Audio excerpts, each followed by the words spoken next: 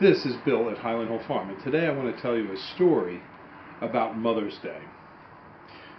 A couple days ago, a man came here looking for a holly for his yard. And when he was ready to pay, he said he also needed a holly for his mom. Now, this man was about my age, so I said to him, well, there's some little perennials outside the window here. Just take her one and tell her it's from Bill at Highland Hill Farm. And so he was very happy to get a free perennial for his mother, and I was happy to give it to him. And we struck up a little conversation. And here's the story of that conversation.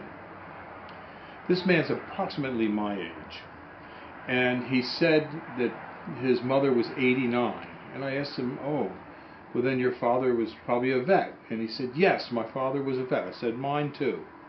And he said that he really missed his father. His father died a couple of years ago. And I said, I also. My mother and father are both deceased, and I miss them both.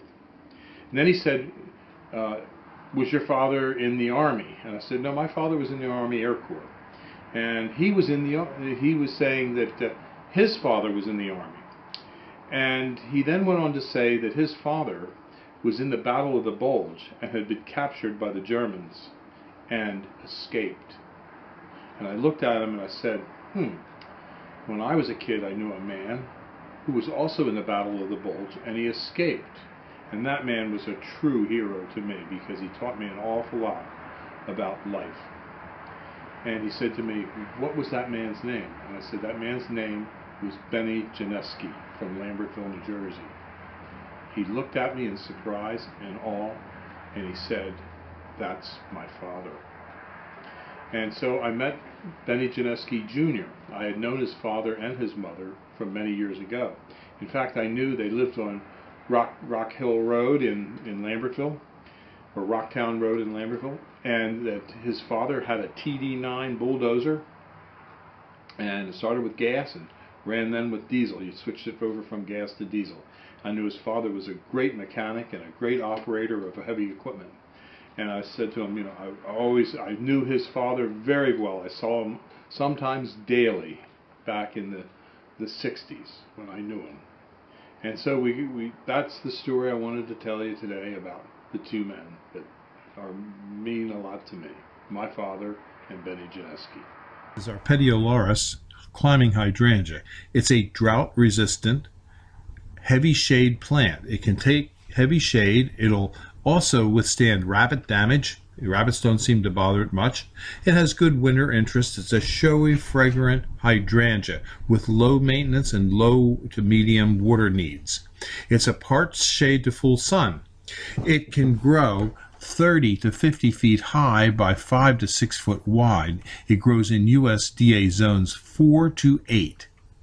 It's a vine. It grows best in rich, fertile soils, moist but well drained. It tolerates full sun only if grown with consistently moist soils. It's somewhat more tolerant of humid and hot conditions of the Deep South and typically will not thrive in USDA zones 8. It's slow to establish, but once established, it'll be a vigorous grower. We have them here available at Highland Hill Farm on Route 313 in Fountainville, PA. And yes, we do have other kinds of hydrangea for sale as well. You can call us at 215-651-8329. We're located in Fountainville, Bucks County, Pennsylvania.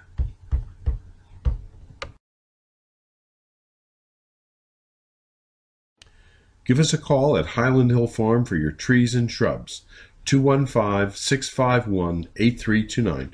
We ship from Fountainville, PA, Milan, PA, Lenoir, North Carolina, and McMinnville, Tennessee. Thank you.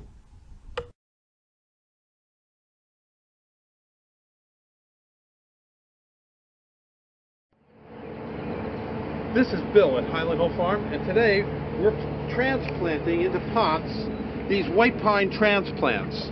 White pine transplants are very easy to grow, and they're good for screens and buffers or as a standalone tree in your landscape. And what we do with these is we plant these directly in the field, and then we also plant a bunch of them in pots. And I'm going to take you over here and I'm going to show you the pots that we're doing.